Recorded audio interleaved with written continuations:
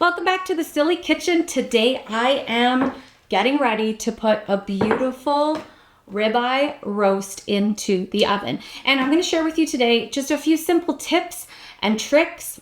No tricks, mostly tips. All tips on what you can do to make sure that you get a perfect roast every single time. It works with a lot of different cuts of meat. This particular ribeye, it's a boneless roast. It's already been trimmed by my butcher, so super easy to get started. Let me take you step by step.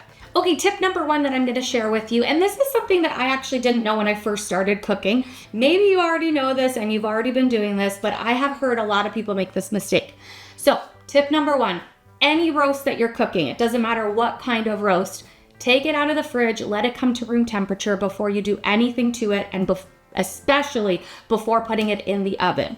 This is going to ensure that you're going to have the desired cook and even cook that you want on a roast, letting it come to a really nice temperature before doing anything. Did you know that one? The next thing that I like to do, again with most roasts, is just make sure that it's really nicely trimmed, that you don't have a big fat cap, or at least score your fat cap. This particular roast, it's a 5-pound boneless roast. I got it from the butcher shop, so it is already trimmed and ready for me to work with. Beautiful piece of meat. I'm so excited to cook this. The next method is to make sure that you pat this roast dry and then give it a little bit of a binder. Whether you're using oil or some softened butter, whatever your binder is, that's gonna hold all your seasoning together. And for this particular roast, I'm simply going with salt, pepper, and some garlic powder. You can also throw in either some rosemary or thyme in there if you want to add a little bit of an herb, but I'm keeping it simple and I'm keeping it nice and liberal, giving it a really good lather and letting all those spices get in here. As you can see, I have already done that. It's ready to go into the oven. The next tip for a roast when cooking it is the 2-step cooking process. So, number one, crank your oven up to 450 degrees and get that roast into the oven for about 15 to 20 minutes at that high heat. After that time, turn it down to 325 and you're gonna be cooking it for about 17 to 20 minutes per pound. Now it depends what your desired sort of doneness is at that point, but here's the other thing. I never rely on time in an oven. All ovens vary. Everything is different. It's never super consistent. So why rely on that when you can rely on a meat thermometer? This is your best friend, especially with big pieces of meat.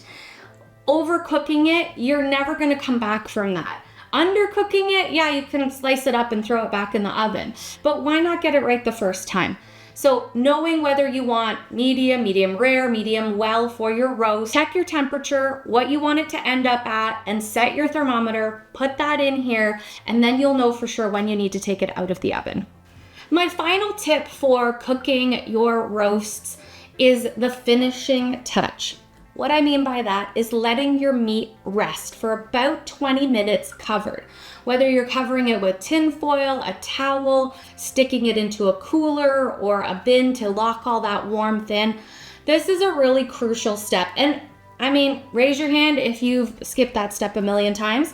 And then you cut into your meat and juices just flow everywhere. And you're losing all that moisture, that beautiful juiciness onto the cutting board or onto your plate instead of letting it lock in there. So give it at least a 20-minute rest before you cut into it. Let all of that goodness happen during that time and then enjoy it. And you know what? It's a great way to actually use that time to prep everything else for your table, your potatoes, your sides, your veggies, your salads, whatever it is. And then you have your whole meal ready. Boom.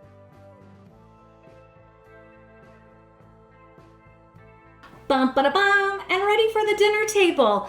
Honestly, it just takes time and a few of those steps to make sure that you get the results that you want. It doesn't take anything complicated or over the top. It's just a matter of being patient and making sure that you take that meat out ahead of time, season liberally, give it a real nice batch of heat, and then let it go down low for the remainder of the time. Use a thermometer, that will help you. Don't watch the clock. And you'll have a beautiful roast every time. Now, I think it's only fair then I get to try a little piece. Yeah. Oh my God. I lick my fingers because this is for me. I'm not sharing. That is really good. Thank you for watching The Silly Kitchen. I hope you subscribe, stay tuned, leave me some comments, and I hope you make a roast like this for yourself, because if you're not drooling right now, I don't know what's going on. Thank you so much, and I will see you next time.